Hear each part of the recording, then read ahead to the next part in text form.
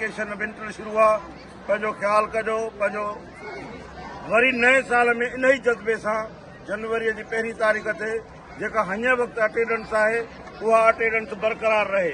9 ऐं 10 वारनि खे बि इहा शइ बावर करणु खपे त गुसाइन न। हाणे फार्म भरबा जनवरी में ऐं हाणे इम्तिहान जी सीज़न आहे, को बि शागिर्द गैरहाज़िर न रहे। जेकॾहिं को गैरहाज़िर रहियो जनवरी में त उहो हाणे इम्तिहान में न वेही सघंदो।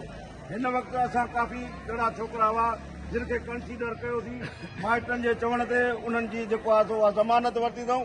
हाणे इहा प्रैक्टिस न हलंदी।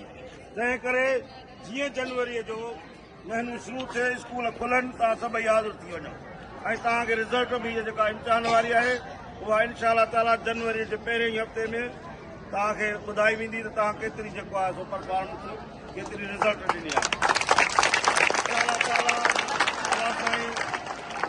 अल्लाह साईं तव्हां ॾे ख़ैरु कंदो, तव्हांखे सिहत इज़त ऐं बरकतूं ॾींदो। पंहिंजो ख़्यालु कजो, उस्तादनि जो माइटनि जो अदब कयो।